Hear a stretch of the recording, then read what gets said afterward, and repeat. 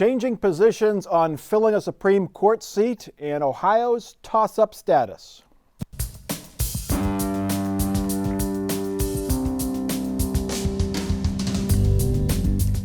Joining us on Columbus on the Record this week, Jackie Borchert, Columbus Bureau Chief for the Cincinnati Enquirer, Terry Casey, Republican strategist, and Derek Clay, Democratic strategist.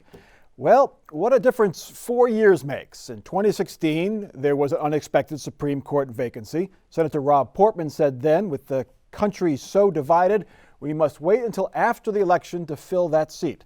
Senator Sherrod Brown said senators should do their jobs, and the American people had elected President Obama for 4 full years, and he had the right to fill the seat. Now there's another vacancy in an election year. Rob Portman says the Senate should act now and not wait for the election, while Senator Sherrod Brown says the President and Senate should wait because we are too close to Election Day. Jackie Borchert, both men, Senator Brown and Senator Portman, say that the circumstances have changed. How are they explaining their changes of heart? Well, on that, they agree that the circumstances have changed. So Senator Portman actually wrote a pretty lengthy opinion piece for us, the Enquirer, back in 2016, where he made the case for delaying any sort of new pick for the court to let the voters decide, to let them weigh in. Now today, his position is similar to that of Senate Majority Leader Mitch McConnell, which was that 4 years ago, there was divided government. The Senate was controlled by Republicans. Barack Obama was a Democrat.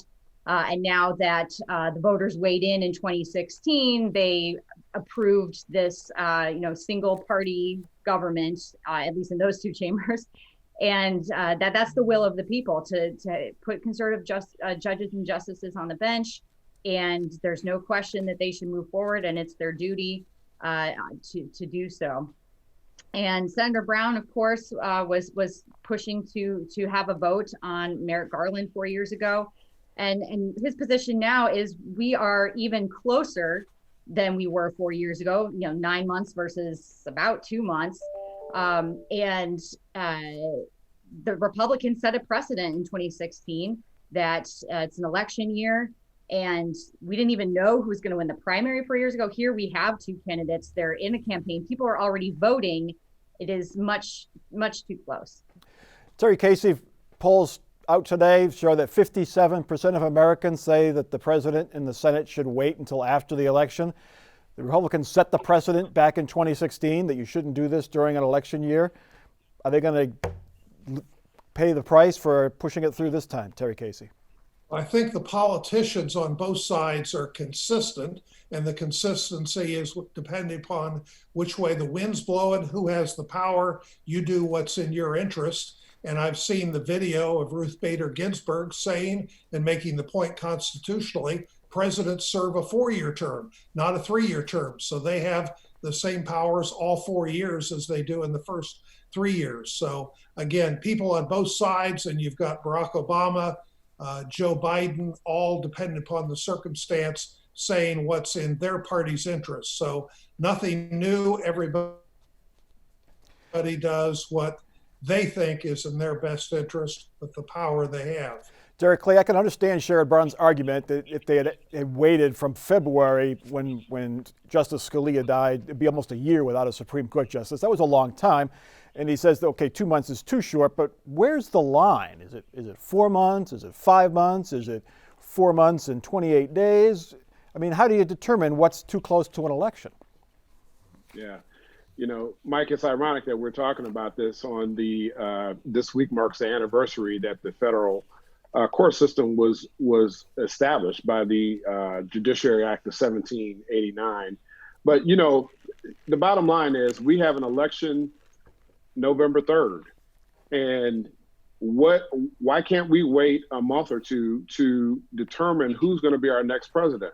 If it's a re-election of President Trump, then, he can nominate the person that he would like to see move forward at that time. But if it's a change in administration, why not give them that same courtesy? We've saw the flip flop of Senator Portman recently. I mean, you had Lindsey Graham recorded on tape saying to call him out if he said that we should move forward with the vote if this happens right before the election. So the hypocrisy is shameful, to be quite honest. Jackie Borchard, one of the arguments they're using politically is that there is a conservative court. If President Trump does secure the nominee and that nominee is confirmed, that there will be a 6-3 majority, conservative justices. And Democrats seem to be pointing more towards the Affordable Care Act's possible repeal by the court than, say, the abortion issue.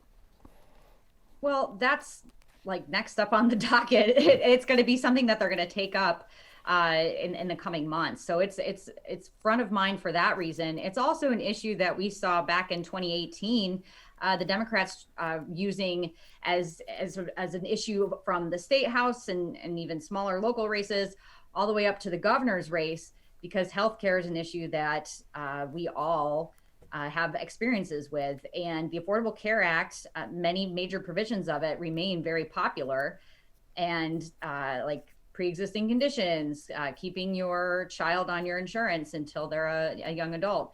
Things like that are very tangible benefits that people have seen from the Affordable Care Act that are pretty easy to bring out and show people, hey, this could go away. So I'm not surprised that that's what Democrats are going to.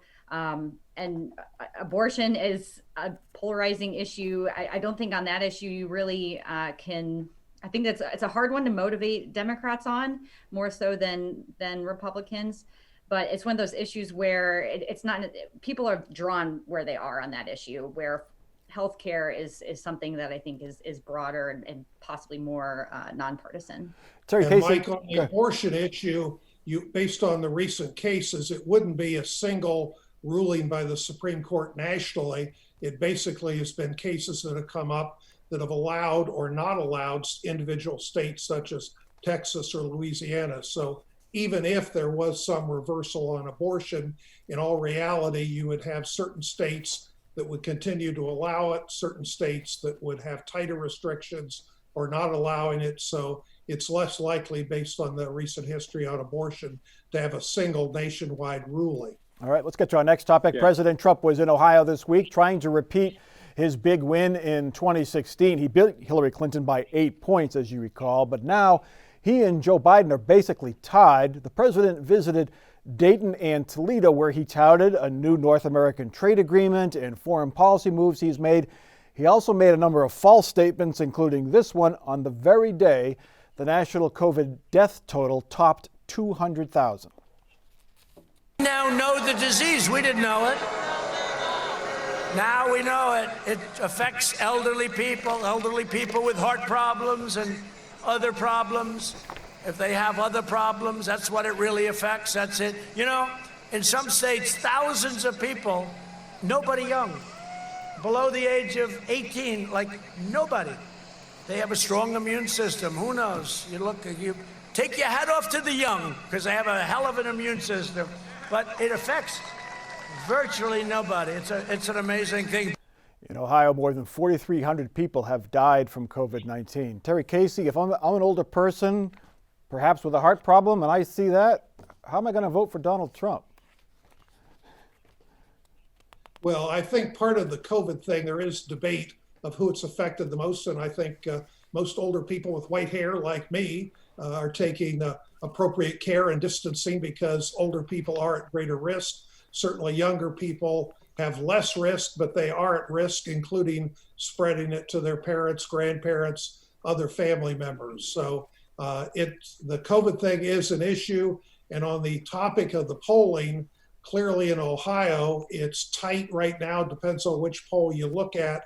But so far right now, Ohio doesn't seem to be that much in play, because other states such as Florida, Arizona, Pennsylvania, Wisconsin, those are where most of the activity is going to be. And clearly Biden hadn't been in Ohio campaigning, so he must not view Ohio as in play that much. All right, let's take a look at those polls. Two polls out this week. Quinnipiac has basically a dead heat. Joe Biden has a 1-point lead, but that's certainly within the margin of error. Fox News has the former vice president up by 5 points over Donald Trump. That's the largest margin Biden has had in recent polls. Derek Clay, do you believe one of those polls, both of those polls? How do you assess the race at this point, 5-6 weeks out? Mike, I think those polls give a pretty accurate view at this point as to where we are in Ohio. Terry had mentioned something about, the vice president not campaigning in the state. Well, I mean, understandably so. We're in the middle of a national pandemic.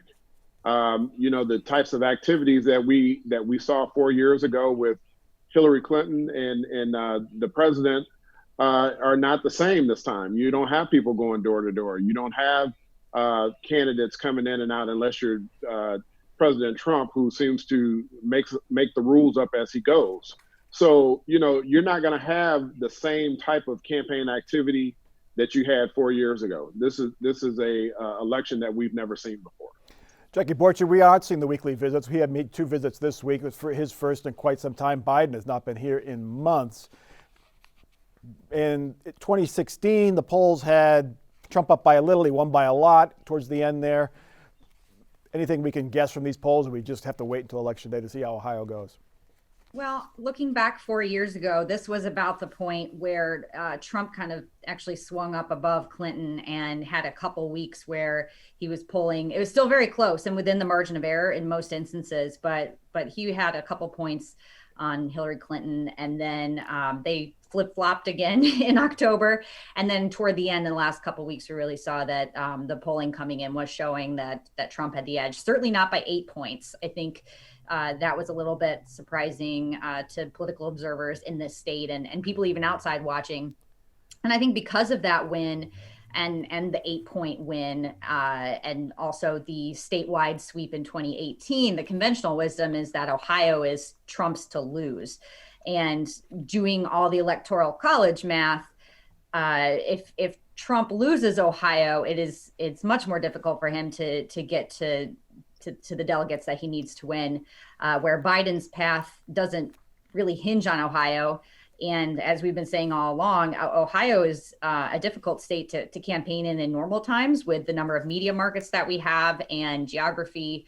And now that campaigning is kind of on its head in a lot of ways, I can understand why they wouldn't be here. But also, I've talked to a lot of Ohioans who feel like maybe a little ignored, although that's maybe changed in the last week or so since the president has been here. The president seems to be sending surrogates more frequently now, and so I think we can expect to see that. I would expect to see a Biden visit. He is doing campaigning where he's traveling to states, but it's not the big rallies like the president is doing. Derek Clay, I want to get you ran Al Gore's campaign here in Ohio back in 2000. How important is that ground game? Because we're not seeing it. People are not going door to door nearly as often as they were 4 years ago, 8 years ago, 12 years ago. How much of a factor is that going to be in who wins Ohio? Well, I can give you this example, Mike. So around this time, back in 2000, when we were running the campaign, we were down by 10 points. President Bush, or at the time, candidate Bush, was up 10 points. And then the Gore campaign pulled out and moved to Florida. They took the campaign to Florida. So we were left to just, do our ground game. And we were actually able to bring that margin within 3 points. But the conventional thinking is that if we would have had the TV, if we would have had the TV money, the radio money, in addition to the ground game, that we could potentially have won the state. Mm-hmm. So the ground game is critically important when we're talking about races that are so close. Terry, I want to get your impression. I think my thinking on the Supreme Court and how it affects this race is Donald Trump supporters always knew that if he won re-election, he would replace Justice Ginsburg. She was not going to last on the court for another 4 years, whether she passed away or whether she retired or got ill. 4 years would have been a lot to ask of Justice Ginsburg had she remained healthy. So I think they were already baked in to vote for Donald Trump for the court. But do Democrats rally for a court pick or because of the court pick where they haven't in the past? Well, it gives some motivation to Democrats, but my sense is hardcore Democrats were already super motivated anyway. because of how much they dislike Donald Trump. But I think this, as we saw it in 2018, the Supreme Court thing does help motivate some of the Trump and Republican base because it reminds people about how important the court is. So I think there's motivation on both sides. And on the whole business of polling, Neil Newhouse, if you talk to him, he's one of the top national pollsters, does the polling for NBC, Wall Street Journal. His view this year, especially, it's really tough to gauge the horse race in polling because getting hold of people who are willing to talk on the phone, gauging who's a likely voter versus a maybe voter, it's tougher and tougher. But I agree, Biden's ahead right now in the big polling, but it's going to be that question of state by state, what happens there. And the ground game is going to be important because supposedly in Florida, Biden has no ground game and Trump has a lot of ground game. So we'll see how that works out, media versus ground game. All right. Governor Mike DeWine has won praise and taken heat for his handling of the coronavirus here in Ohio, but signs are his strategy is working. Ohio has not seen the sharp spikes other states have seen. Ohio ranks in the bottom half of states in terms of cases and deaths per capita. But many in the base of the governor's party continue to call him a tyrant for mandating masks and closing bars early. And not even a pat on the back from President Trump could change their minds. We're joined today by a real good friend of mine, somebody that's been with me from the beginning, and I've been with him from the beginning, Ohio Governor Mike DeWine. Where's Mike? Where's Mike? Where's Mike? What's that on? He's opening up. He's opening. Lieutenant Governor John Husted also got booed by Trump supporters when he urged them to wear a mask at an event near Dayton. Derek Clay, as a Democrat, you are, of course, in the Mike DeWine fan club these days because Mike DeWine is more popular among Democrats than he is among Republicans. How weird is that? Well, Mike, you know, the way I view this thing, the governor is trying to save people's lives. We have over 200,000 people dead in this country from COVID-19. You got nearly 4,800 people in this state alone that have died from COVID-19, including a close family member of mine. You know, so I just don't understand the backlash that he's getting from his own party on trying to save people's lives. I mean, it's not, you know, he's simply asking you to wear a mask when you're out in public. I don't understand why he is getting such a backlash from the Republican Party. It just baffles me that when you have a governor that's actually trying to do the right thing by people in this state. Terry Casey, the governor has been very careful not to criticize President Trump, even when he obviously disagrees with him, mask being one place where he really disagrees. He will not pick a fight with the president. He praises the president, but yet the president's supporters still boo him. What does he have to do to win those people over, or can Mike DeWine ever win those folks over?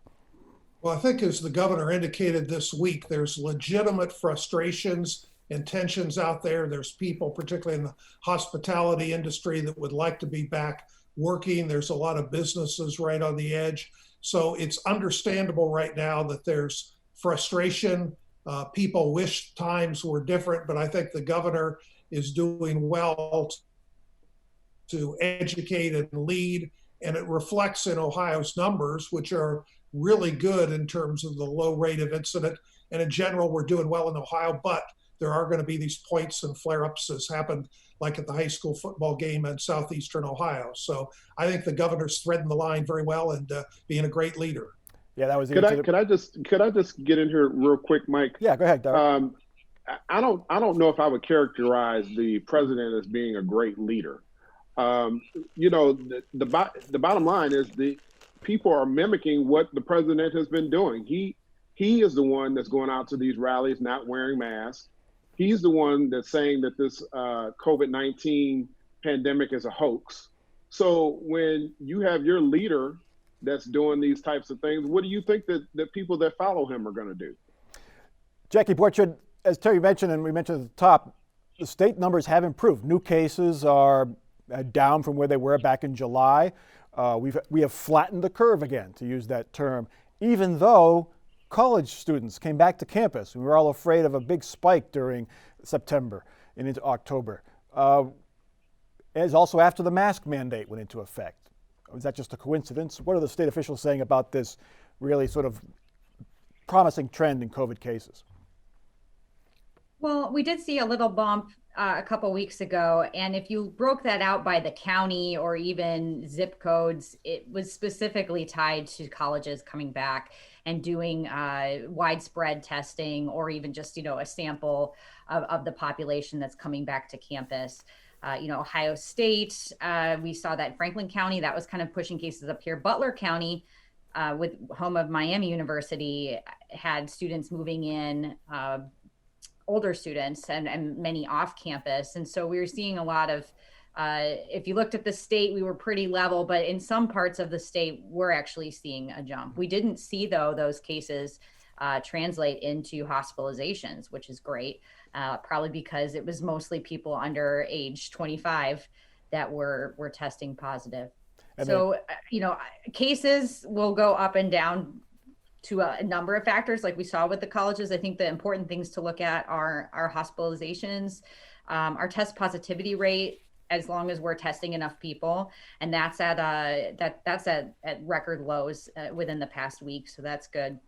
But there is a concern that going into cooler weather, more people will be going outside less, and where they may have gathered with friends outside, now they want to gather with friends inside. And everything that we know about the novel coronavirus says that is more likely to spread in close quarters indoors than being outside or wearing a mask. All right, our last topic. If state lawmakers want to repeal the nuclear plant bailout and keep ratepayers from getting surcharges on their bills in January, they have to act quickly. They face a deadline of October 1st to repeal the law.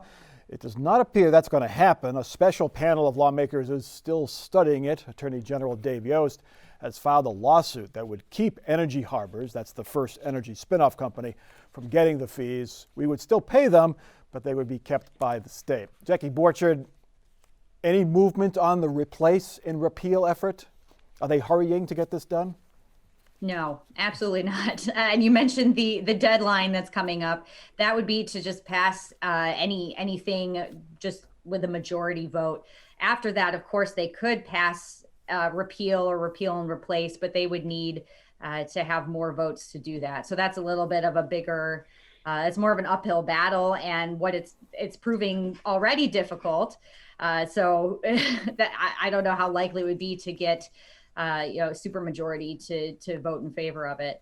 So we're kind of at a weird spot. I imagine the political pressure will start to amp up a little bit on the legislature.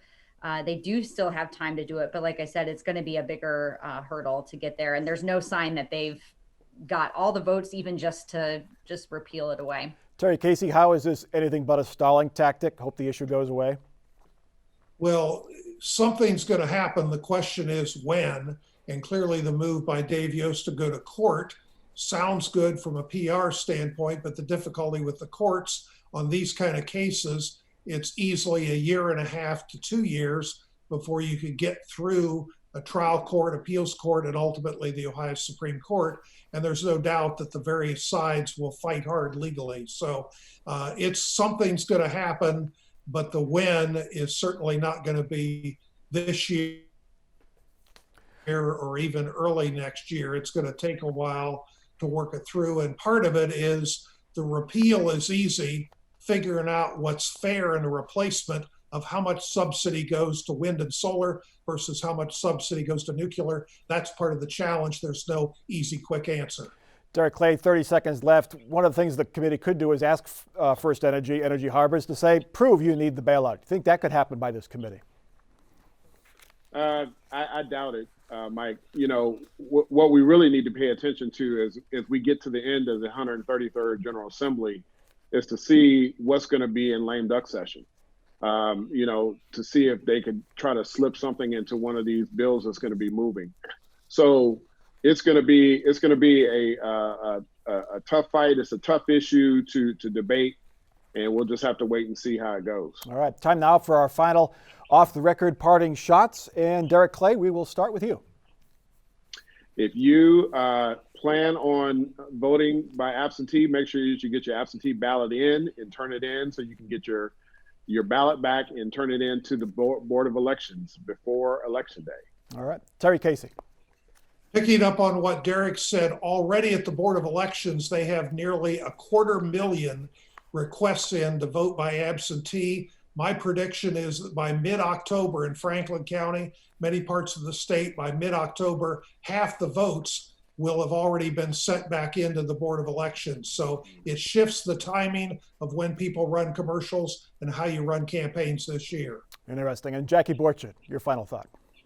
Well, there was a new health order issued this week that caused a lot of confusion related to restaurants and bars. And it turns out it just did one small change, and that is allowing convenience stores and other retail food establishments to allow customers to serve themselves. So you can now at Speedway get your hot dog off the grill, or at Kroger reach in and get your donut. But the salad bars are still closed. Use the tongs, please. Use the tongs.